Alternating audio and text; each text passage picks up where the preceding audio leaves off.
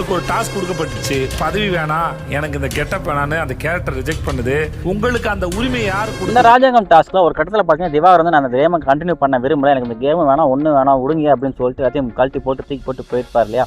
So அதை தான் இங்கே வந்து பேசிட்டு இருக்கிறாரு. இந்த மாதிரி பிக் பாஸ் கொடுத்த டாஸ்க்கை நான் பண்ண மாட்டேன், நான் குவிட் பண்ணுறேன், இனிமேல் நான் கண்டிப்பாக பண்ண விரும்பல அப்படின்னு சொல்லிட்டு தூக்கிட்டு போகிற அதிகாரத்தை ரைட்ஸை உங்களுக்கு யார் கொடுத்தது? இந்த வீட்டுக்கு வந்திருக்கிறது பிக் பாஸ் சொல்கிற ரூல்ஸை ஃபாலோ பண்ணுறதுக்கும் அவங்க சொல்கிற டாஸ்க்கும் செய்கிறது தான். அப்படி இருக்கும்போது உங்கள் இஷ்டத்தை தூக்கி போட்டு போகலாம் அப்படின்னு சொல்லிட்டு உங்களுக்கு யார் அனுமதி கொடுத்தது அப்படிங்கிற மாதிரி கேட்குறாரு. ரைட்டு தான், அவர் சொல்கிறதா நியாயம் தான். பட் இது எப்போ கேட்டிருக்கு அப்படின்ட்டு பார்த்தீங்கன்னா ஃபஸ்ட்டு வீக்கு இந்த பிரச்சனை பிரச்சனையே அதாவது சுட்டி காட்டி பேசி தடுத்து நிறுத்திக்கணும்.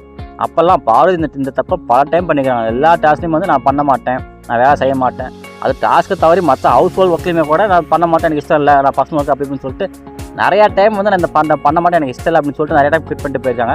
ஸோ அப்போல்லாம் வந்து இவ்வளோ ஸ்ட்ரிக்டாக கேட்டார் அப்படின்னு கேட்டிங்கன்னா கண்டிப்பாக கிடையவே கிடையாது. ஸோ அத்தனை டைம் விட்டதுக்கப்புறம் இப்போ வந்து திவாகர் பண்ணிட்டார் அப்படிங்கிறனால அது பிடிச்சி வச்சு இப்படி கேள்வி கேட்கறது நியாயமே கிடையாது.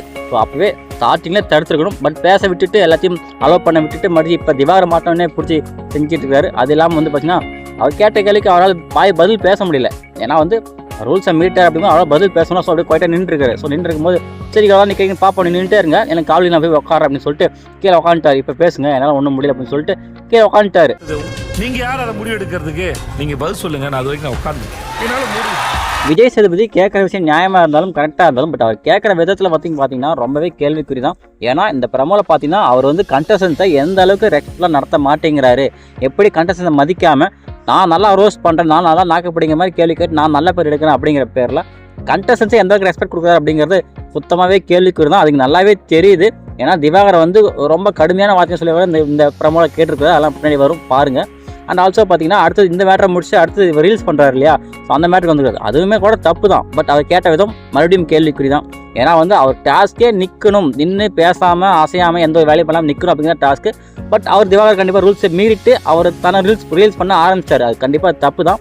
பட் அவர் கேட்ட விதம் அப்படிங்கிறது தான் இங்கே கேள்விக்குறியாக இருக்குது.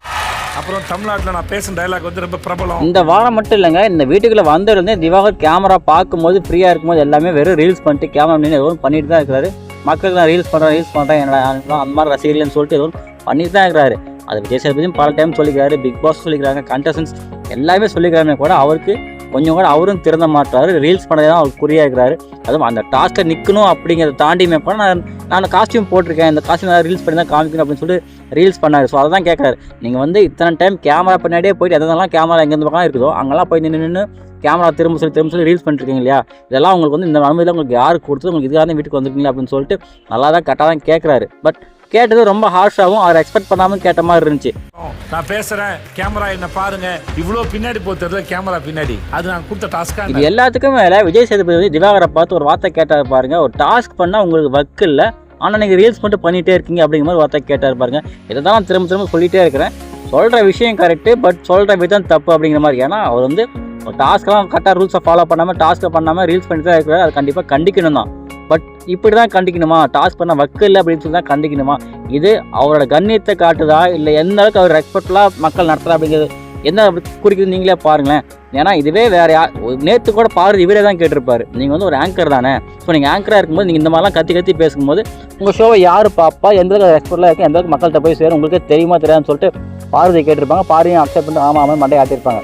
ஸோ இப்போ இவருக்கு தெரிய வேணாமா இந்த மாதிரி வார்த்தையெல்லாம் வந்து ஒரு பப்ளிக் ஷோவில் ஒரு ஸ்டேஜில் இத்தனை பேர் முன்னாடி ஸ்டேஜில் உட்காந்துருக்காங்க, இத்தனை பேர் டிவியில் பார்க்க போகிறாங்க அப்படிங்கும்போது இந்த மாதிரி வார்த்தையெல்லாம் யூஸ் பண்ணி தான் ஒருத்தரை கண்டிக்கணுமா அப்படிங்கிறது கண்டிப்பாக விஜய் சேதுபதி தெரிஞ்சிருக்கணும். பட் அவர் வந்து என்ன நினச்சி என்ன தாட்டில் அவர் பேசிட்டு இருக்காங்க கண்டிப்பாக தெரியவே இல்லை. இதெல்லாம் எப்படி அலோவ் பண்ணுறாங்க, அதையும் டெலிகாஸ்ட் பண்ணுறாங்க அப்படிங்கிறது விஜய் டிவியில் இன்னொரு கேள்விக்குறியாக தான் இருக்குது.